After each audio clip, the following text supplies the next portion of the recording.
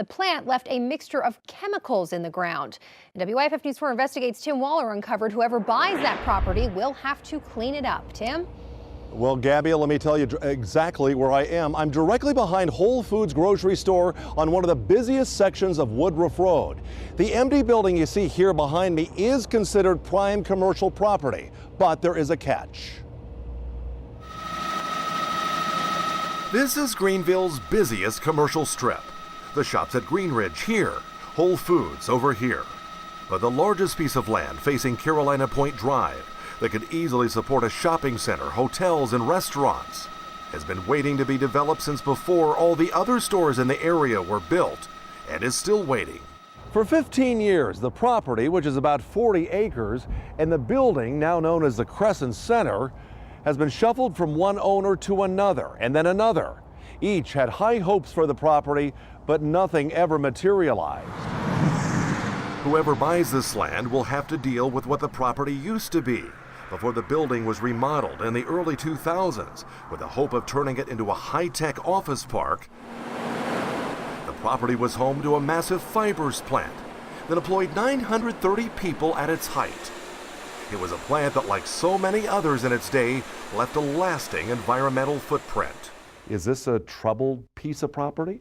I really feel that that site will be developed when the time is right for it. Now, is that going to be next year? Don't know. It may be a couple of years.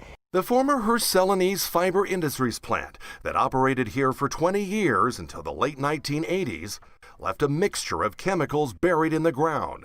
Any new owners of the property will be required to clean it up.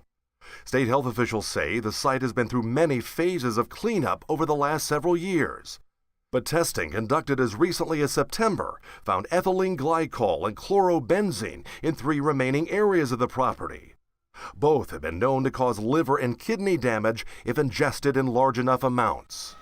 One concern is this large patch of dirt where nothing has grown in more than a decade. Environmental experts say while these types of cleanups can add millions to the cost of developing a property, they say it's not uncommon, since many prime properties were once the site of an industry of some sort. A small state like South Carolina, there's thousands of sites that have some sort of environmental contamination problem. And then the challenge is defining which ones are significant and which ones aren't.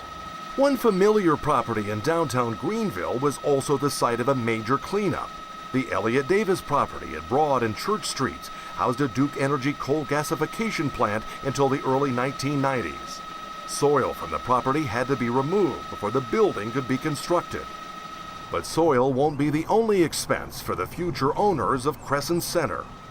The 780,000 square foot building, a section of the original Celanese plant, must first be demolished, and when it is, more testing will be required to see if the soil beneath it is contaminated. So that's kind of a double whammy against the property. It is. But again, it's not something that's totally uncommon in the market. It may not be uncommon, but for this part of Greenville, land with no buyer for this long is unexpected. I did reach out to the owners of this property via the real estate company that's handling it right now. They said right now there are interested developers who are looking at this property. In the meantime, DHEC officials say that Elliott Davis building downtown that used to have contamination in the soil but was cleaned up is a perfect example of property that can be brought back and made safe and useful. Greenville city officials say they hope the same thing will happen right here. Tim Waller, WIFF News 4, live in Greenville.